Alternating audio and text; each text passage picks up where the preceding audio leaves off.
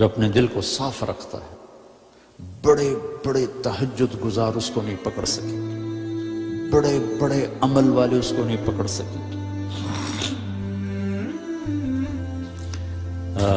ایک واقعہ یاد آ گیا، سنا دوں کہ ٹائم آپ کا پورا ہمارا ہے؟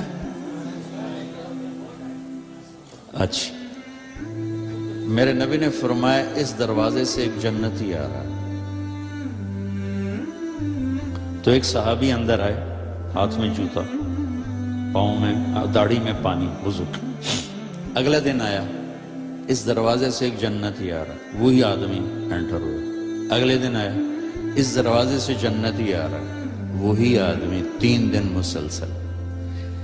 اس محفل میں ایک شخص ہیں جن کا نام ہے عبداللہ بن عمرو بن عاص۔ یہ صحابہ میں، جہاں تک میں نے صحابہ کی سیرت پڑھی ہے، سب سے زیادہ عبادت والے شخص۔ ان کے لیول کا ایک آدمی نہیں، ساری رات نفل، سارا دن روزہ، اور دن رات میں ایک ختم قرآن، یہ ان کا عام معمول تھا۔ شادی والی رات، شادی کی رات، شادی ہوئی، بیگم آئی، اتنے فرض نمازاں بھول جاندی ہیں 3 دن پہلے ہی۔ صبح ابا نے پوچھا بیٹا رات کیسے گزری؟ کہا جی الحمدللہ نفلوں میں گزری۔ تیرا ستیاناس، وہ میں تیری شادی نفلوں واسطے کی تھی؟ جا کے اللہ کے نبی کو شکایت لگائی۔ یہ اس مزاج کے نوجوان تھے، ان کو خیال آیا یہ مجھ سے زیادہ عبادت کرتا ہے، سارا جو ٹائم کا گراف ہے وہ تو سارا میں نے پر کیا ہوا ہے، رات ساری تہجد ہے، دن کو روزہ ہے، ایک ختم قرآن ہے، تو اس کے پاس 25 گھنٹے مجھ سے زیادہ عبادت کرتا ہے، جو اس کو 3 دن جنت کی بشارت۔ ان کے پاس پہنچا، چاچا آپ کے پاس کچھ دن گزارو، ذرا ابا ناراض ہیں۔ کہا ہاں بیٹا آؤ۔ ذرا وہ ادھیڑ عمر تھے، ڈھلی عمر تھی۔ عشاء پڑھتے ہی چادر اوپر لی اور سوراخ کر کے لیٹ گئے، انہوں نے خوب بزرگ کی کر دیں، اور یہاں آنکھ رکھے رکھے رکھے وہ تشریف لائے، اللہم بسم کا منہ تو ہو گئے۔ جوں ستے فجر دی اذان تے اٹھ کے بیٹھے، الحمدللہ الذی احیانا بعد ما اماتنا۔ ان کو تو کرنٹ لگا کہ اس بندے تا 2 نفل نہیں پڑے تھے، جنت دی بشارت کتوں لگ گئی؟ میری ساری رات سجدیاں چ لگ جاندی ہے۔ وہ پریشان ہو گئے، ان کا اچھا میں کل دیکھوں گا، شاید کل کی رات کچھ دکھائیں۔ کل کی رات پھر انہیں چادر ایسے کی اور دیکھنا شروع کیا، اور انہیں آ کر اللہم بسم کا منہ تو احیا سرانے پہ سر رکھا اور او گئے۔ فجر کی اذان پہ آنکھ کھلی، پھر اور پریشان۔ اس زمانے میں تو منافق تہجد نہیں چھوڑتا تھا۔ تیسری رات کا میں دیکھوں گا، تیسری رات دیکھا تو وہی کام، 2 نفل نہیں پڑے، وہ پھٹ پڑے۔ کہنے کہ چاچا سچی بتاؤں، میں نے 3 دن تیرے جنتی ہونے کی بشارت سنی۔ میری گھر کوئی لڑائی نہیں تھی، میں دیکھنے آیا تھا تو کیا کرتا ہے چاچا، تو تا ساری رات ستا رہ جانا، تینوں جنت کیوں لگ گئی؟ ان کا بیٹا جو تو نے دیکھا ہے یہی ہے اور کچھ نہیں۔ اب نہ تو نبی کی بات کو غلط کہہ سکتے، وہ تو حق اور سچ ہے، لہذا نہ وہ بات ہضم ہو رہی کہ وہی بندہ ساری رات ستا پہ ہو گئے تو ستیاں جنت لب جائے، یہ بھی اوکھا جا کم۔ تو ایسے نا ماٹھے چل پڑے، بے یقینی کی کیفیت۔ تو انہیں پیچھے سے بولا بھتیجے ادھر آ، اب تمہیں اندر کی راز کی بات بتاتا ہوں۔ یہاں ہاتھ رکھا، کہنا یہ دل ہے نا، یہ اس میں دنیا کے کسی انسان کے لیے نفرت کوئی نہیں، اور اللہ جب کسی کو کوئی دولت نعمت دیتا ہے، مجھے کبھی حسد نہیں ہوا۔ اب ان کا باڈی ری ایکشن دیکھنا، کہنے لگے ہاذا ہوا، یہ ہے، ایک دم اچھلے، ہاذا ہوا، یہ ہے جس نے تمہیں زندہ جنتی بنا دیا، دنیا میں جنتی بنا دیا۔ پھر کہنے لگے پر یہ کرے گا کون؟ اتنی بڑی عبادت والا بندہ کہ یہ کرے گا کون؟ ایک منٹ میرے بھائیو، انسان اپنی نیچر نہیں بدل سکتا، وہ ٹورانٹو میں رہے یا وہ چاڈ میں رہے یا وہ کہ میں تو ان صحراؤں میں پھرا ہوں، زندگی کا خوفناک نقشہ دیکھا ہے، ہزاروں سال پرانی زندگی۔ انسان اپنی نیچر میں میٹھے بول کا محتاج ہے اور کڑوے بول کا زہر برداشت نہیں کر سکتا۔ سانپ کے زہر کا علاج موجود ہے، کڑوے بول کا علاج موجود کوئی نہیں ہے۔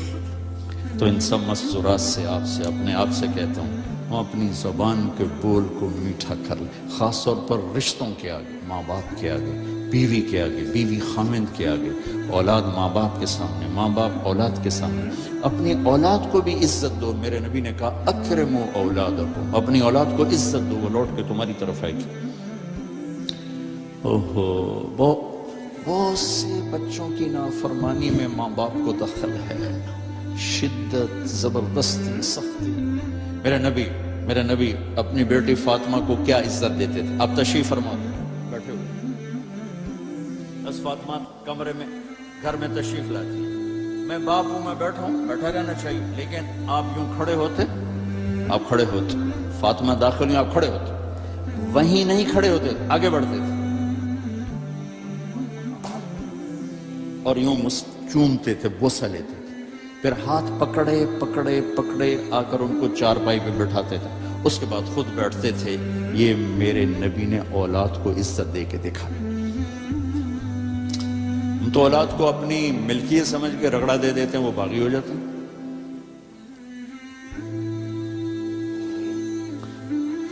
رشتوں میں زبان کا استعمال، تعلق میں زبان کا استعمال، یہ انسان کو اونچا اور نیچا کرنے والی بہت بڑی چیز ہے۔ اس لیے جب کبھی غصہ ہو چپ ہو جاؤ، بولنا نہیں۔ غصے میں آدمی صرف نبی صحیح بول سکتا ہے، غصے میں صرف نبی صحیح بول سکتا ہے، باقی کسی میں یہ طاقت نہیں کہ غصے میں وہ صحیح بول سکے، لہذا چپ ہو جاؤ، گزرنے دو لہر کو، اس کے بعد جو کہنا چاہتے ہو کہو، ورنہ پتہ نہیں کیا ہو جائے گا۔ میرے بھائی بہنوں، یہ سب کچھ آگے میرے رب نے نظام بنایا ہے، اس میں سے مجھے آپ کو گزرنا ہے۔ اس کی تیاری کے لیے اللہ نے ہمیں یہاں موقع دیا ہے کہ ہم یہاں وہ کر دیں جو اللہ چاہتا ہے۔ اللہ کا شکر ہے، اس نے ہمیں سب سے بڑی دولت دی، سب سے بڑی نیکی ہے لا الہ الا اللہ محمد رسول اللہ۔ یہ سب سے دنیا کی سب سے بڑی نیکی، اللہ نے ہمیں اس سے نوازا۔ سب سے بڑا کفر اور شرک اور اللہ کو ناراض کرنے والی چیز ہے اس کا انکار، اس کی ذات کا شریک ٹھہرانا۔ یہ سب سے بڑا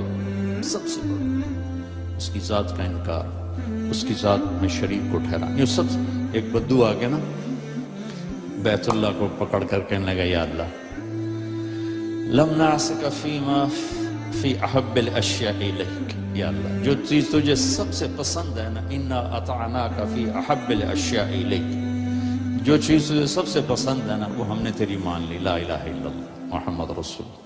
وَلَمْ نَعْسِكَ فِي أَبْغَضِ الْأَشْيَاءِ إِلَيْكَ، اور جو تجھے جس سے سب سے زیادہ نفرت ہے یا اللہ اس کو بھی ہم نے دور کر دیا، شرک اور کفر۔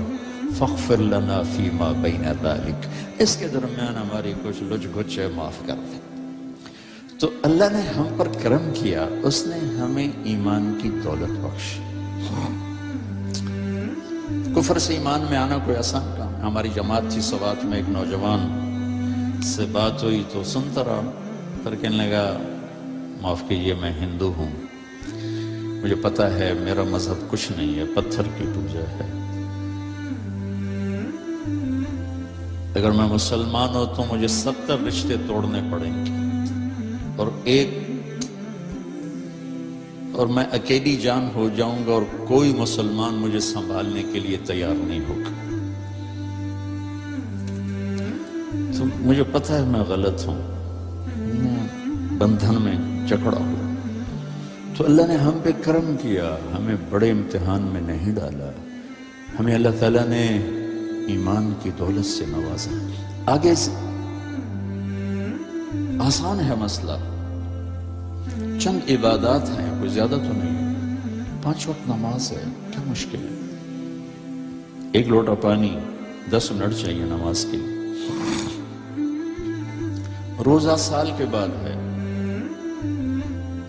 اس میں بیمار کو گنجائش ہے، مسافر کو گنجائش ہے۔ حج اور زکوٰۃ مالدار کے لیے، غریب کے لیے نہیں ہے۔